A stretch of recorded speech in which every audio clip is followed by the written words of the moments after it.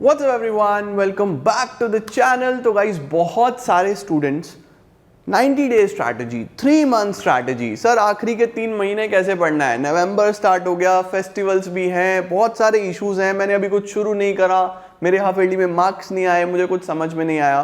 तो बहुत सारी केओस, बहुत कन्फ्यूजन, बहुत चीज़ें बच्चों के दिमाग में इस टाइम चल रही थी। बट मैंने बोला तुम्हें 90 डे स्ट्रैटेजी की ज़रूरत नहीं है, तुम्हें 60 डे स्ट्रैटेजी की ज़रूरत है। Because 90 days is a way more time और तुम उसमें 1 महीना खराब कर दोगे जनवरी का। मैं नहीं चाहता कि तुम खराब करो, मत सोचा करो इतना। 60 डे स्ट्रैटेजी की तुम्हें ज़रूरत है क्योंकि साल भी ख़त्म होगा और तुम्हारे को मोटिवेशन भी रहेगा कि हाँ यार मुझे इस साल के एंड तक चीज़ें करनी है। तो क्या करना है, कैसे करना है, किस तरीके से आप 60 डेज में अपना बेस्ट आउटपुट निकाल सकते हो और किस तरीके से हम बोर्ड्स में एक्सेल कर पाएंगे, वो सब इस वीडियो में बताऊंगा। मेरे साथ साथ चीज़ें समझना, लिख लेना हर चीज़ और फिर एग्जीक्यूशन करना। चलिए लेट्स बिगिन।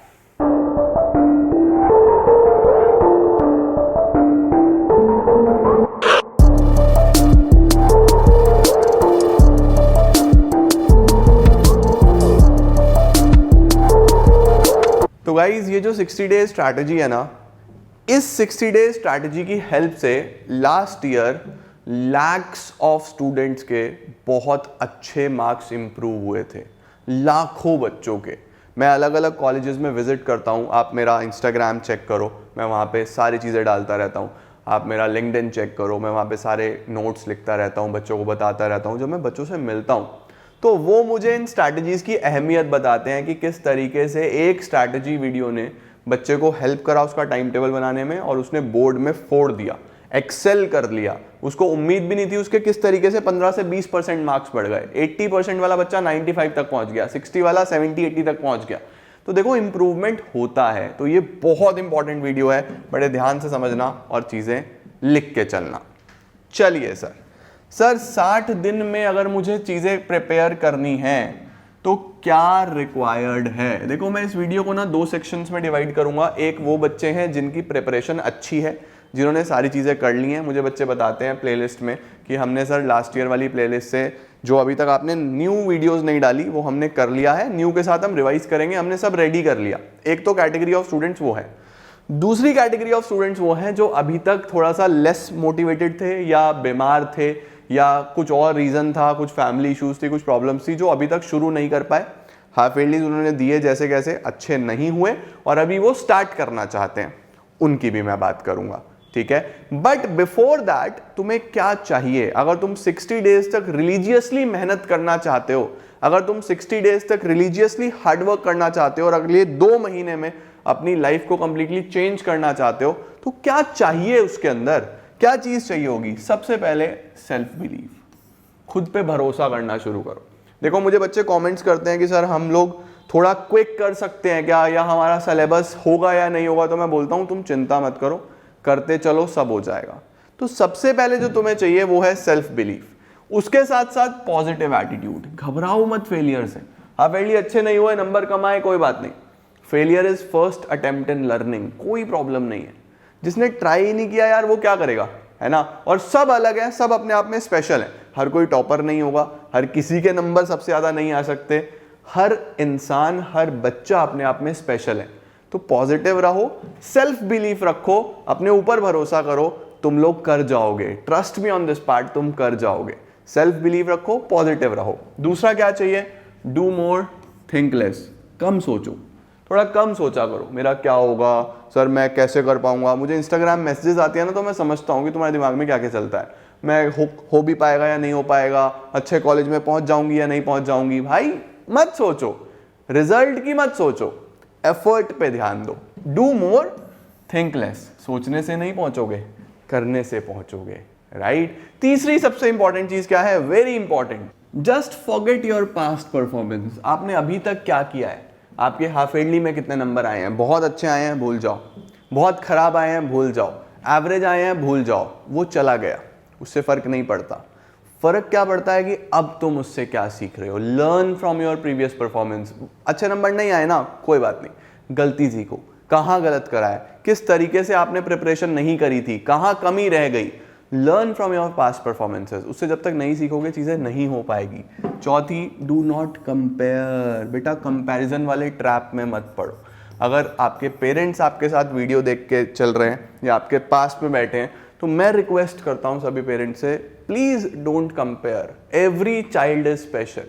मैं समझता हूं हर पेरेंट ये चाहता है कि उनका बच्चा सक्सेसफुल हो जाए, बट कंपैरिजन से बच्चे के ऊपर भी तो एक मेंटल प्रेशर आता है ना।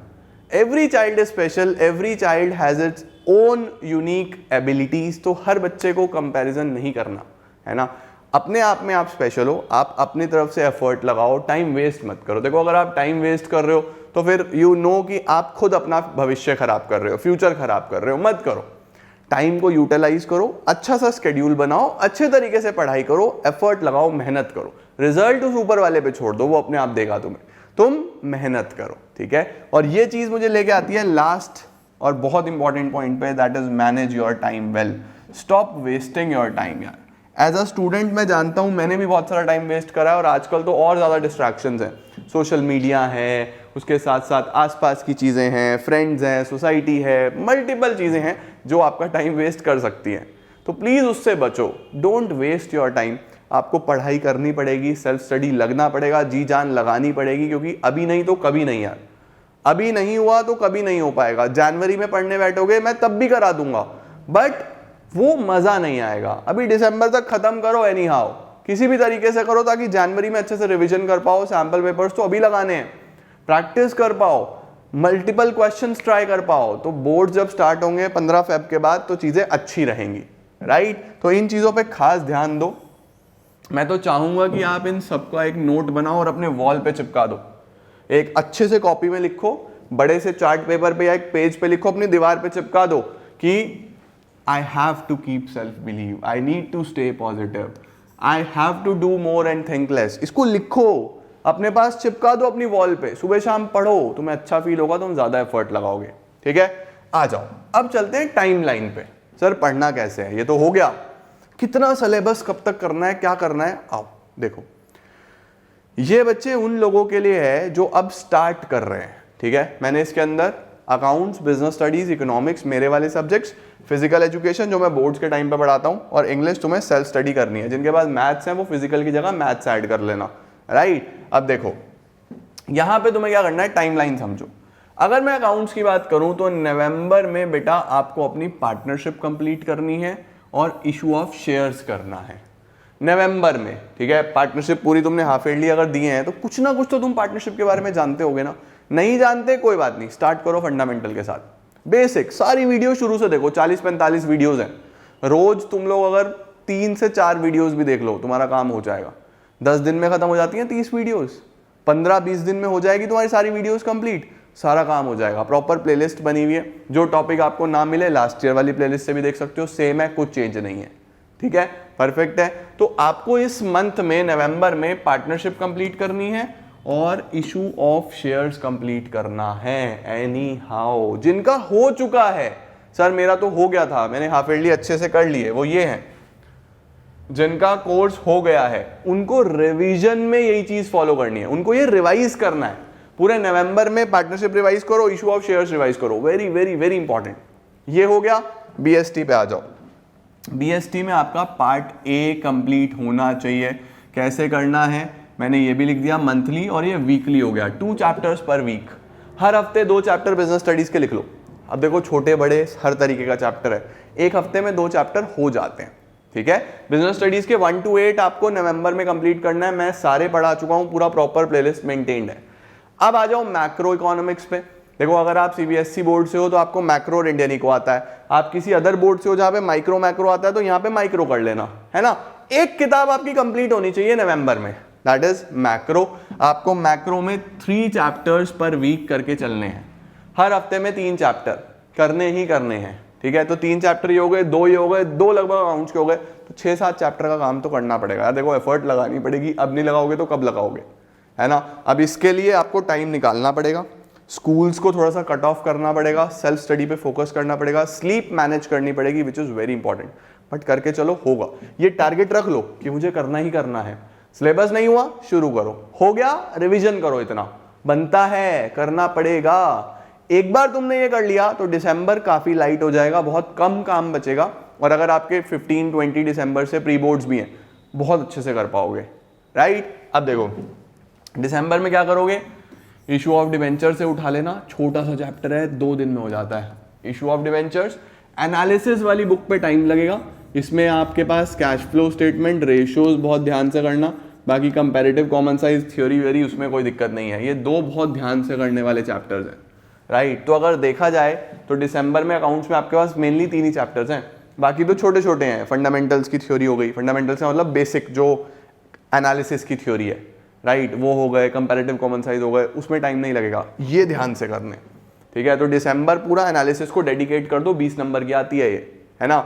पार्ट बी बिजनेस स्टडीज का कंप्लीट करना है, 4 ही चैप्टर बचे, जिसमें एक चैप्टर जो है आपका कंज्यूमर राइट्स वाला, उसमें तो कुछ है ही नहीं, कंज्यूमर प्रोटेक्शन। तो 3 ही चैप्टर हैं, बड़े आराम से आप कर सकते हो। इकोनॉमिक्स की बात करूं, इंडियन इको में 8 चैप्टर हैं, अगर माइक्रो है तो माइक्रो में 10-11 चैप्टर हैं। 2 chapters per week, 2 to 3 chapters per week आप आसानी से बना के चल सकते हो इजीली। तो दिसंबर देखो कितना लाइटर हो गया। अगर आपने नवंबर में मेहनत कर ली ना, दिसंबर 100% तुम अचीव कर जाओगे। अभी अपने सामने टारगेट रखो बस ये कि मुझे पहले नवंबर वाला काम पूरा करना है, ये अपने पास लिख के चिपका लो अपने रूम में कि ये करना ही करना है, फिर दिसंबर पे चलना।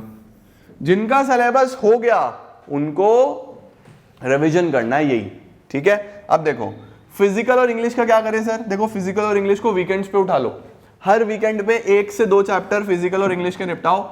2 महीने में तुम देखोगे फिजिकल भी पूरा हो गया, इंग्लिश भी पूरा हो गया। फिलहाल के लिए फिजिकल एजुकेशन तुम मेरी लास्ट ईयर वाली प्लेलिस्ट में से कर लो, बोर्ड से पहले मैं न्यू वीडियोस तुम्हें 100% कराऊंगा ही कराऊंगा with all the important questions and everything, उसका तुम्हें स्ट्रेस लेने की जरूरत नहीं है। फिजिकल मैं पिछले 2 साल से कराता आ रहा हूँ और हर साल बच्चे 70 on 70 एंड 100 में से 100 अगर प्रैक्टिकल भी इंक्लूड कर दूं लेके आ रहे हैं। तो अभी तो मैं भी कॉन्फिडेंट हूँ कि कोई ऐसी दिक्कत वाली बात है ही नहीं फिजिकल और इंग्लिश में, ठीक है। तो ये आपको वीकेंड्स पे उठा लोगे तो मजे में हो जाएगा, परफेक्ट है। चलो अब चलते हैं जिनका सब हो गया, जिनका कोर्स हो गया। तो देखो रिवीजन तो तुम्हारे पास आ गया कि हमें ये सारा रिवीजन नवंबर में इतना, दिसंबर में इतना करना है। अब additionally start solving 1 sample paper daily. बेटा कम से कम 1 सैंपल पेपर आपको रोज सॉल्व करना ही है। आज अकाउंट्स का कर लिया, कल बीएसटी कर लिया, परसों इको कर लिया, उसके बाद इंग्लिश कर लिया, उसके बाद फिजिकल कर लिया, मैथ्स कर लिया। हफ्ते में 6 से 7 सैंपल पेपर तुम्हारे निकलने ही चाहिए। एक टाइम फिक्स कर लो 2 से 2.5 घंटे, चाहे वो अर्ली मॉर्निंग हो चाहे वो लेट नाइट हो। या तो सुबह उठते ही सैंपल पेपर सॉल्व करना है या रात को सोने से पहले सैंपल पेपर सॉल्व करना है। रिवीजन में अगर सैंपल पेपर नहीं करोगे गड़बड़ है। एक सैंपल पेपर प्रीवियस 10 ईयर वाली बुकलेट मार्केट्स में अवेलेबल है, पिछले 10 साल के सैंपल पेपर उसमें हर सब्जेक्ट के हैं, उठाओ करना चालू कर दो। Sample paper very important. उसके बाद एमसीक्यूज हर चैप्टर के तैयार करो, कोई भी एक चैप्टर डेली एमसीक्यूज करो। इसके लिए तुम मेरा CUET वाला चैनल भी देख सकते हो, जिसपे मैं हर ऑल्टरनेटिव डेज पे आपको एमसीक्यूज करा रहा हूँ। आप सर्च करोगे रजत अरोड़ा CUET, वो चैनल आ जाएगा, उस पर आपकी CUET के एमसीक्यूज भी होते रहेंगे और बोर्ड्स के भी कवर हो जाएंगे। एमसीक्यूज ऐसे आप कर सकते हो, राइट। किसी भी 2 सब्जेक्ट का एक चैप्टर आप डेली एमसीक्यू कर ही करो। जैसे सपोज अकाउंट्स का आज फंडामेंटल कर लिया और बिजनेस का चैप्टर 1 कर लिया, कल अकाउंट्स इको कर लिया, परसों मैथ्स इकोनॉमिक्स कर लिया, फिर इंग्लिश फिजिकल कर लिया। एमसीक्यूज प्रैक्टिस करो, एमसीक्यूज नंबर कटवाते हैं। मैं तुम्हें हर वो छोटी चीज बताऊंगा जो तुम्हें रोकेगी, बट मैं रुकने नहीं दूंगा। एमसीक्यू नंबर कटवाते हैं, जितने ज्यादा प्रैक्टिस कर सकते हो करो, ठीक है। उसके बाद सर क्वेश्चंस क्या सारे करूं मैं रिवीजन में, मैं कैसे रिवाइज करूं, कॉन्सेप्ट रिवाइज करो। और हर चैप्टर के पीछे एडिशनल क्वेश्चन बैंक होता है। देखो अकाउंट्स में एडिशनल क्वेश्चन बैंक होता है ना, चाहे वो टीएस है चाहे वो डीके है, हर चैप्टर के पीछे एडिशनल क्वेश्चन बैंक मिलेगा, उसको सॉल्व करो। जितना उसको सॉल्व करोगे उतना बढ़िया हो जाओगे, ठीक है। तो सारे चैप्टर्स करने की जरूरत नहीं है, सारे क्वेश्चंस करने की जरूरत नहीं है, एडिशनल क्वेश्चंस बैंक करो। जितना एडिशनल क्वेश्चन बैंक करोगे परफेक्ट हो जाओगे। तो दिस इज दी वे जब आप कर सकते हो। तो आई होप मैंने आपको 2 महीने का काफी कुछ बता दिया, काफी सारा काम दे दिया। तुम्हें 3 मंथ नहीं, तुम्हें यही 2 मंथ स्ट्रैटेजी चाहिए, यही 60 डेज स्ट्रैटेजी चाहिए। अगले 60 दिन लग जाओ, करके दिखाओ, चीजें बेहतर होती चली जाएंगी। और मैंने हर चीज अपलोड करी हुई है, एवरीथिंग। न्यू वीडियोस आई रही हैं आपके पास, वो भी करते चलो। पुराने वाली प्लेलिस्ट का भी पूरा यूटिलाइजेशन लो और अच्छे तरीके से रिवीजन करके दिखाओ। और फोड़ना है, बहुत अच्छे से बोर्ड्स की तैयारी करनी है और हम बहुत अच्छा कॉलेज लेंगे। Aim good college, aim India's best colleges जो मिलेंगे, तुम्हारे को ही तो मिलेंगे यार, बच्चों ने ही जाना है, बच्चों से ही कॉलेज होते हैं, ठीक है। तो ऑल द वेरी बेस्ट, अपना बेस्ट दो और हम फोड़ते हुए चलेंगे। Thank you so much everyone.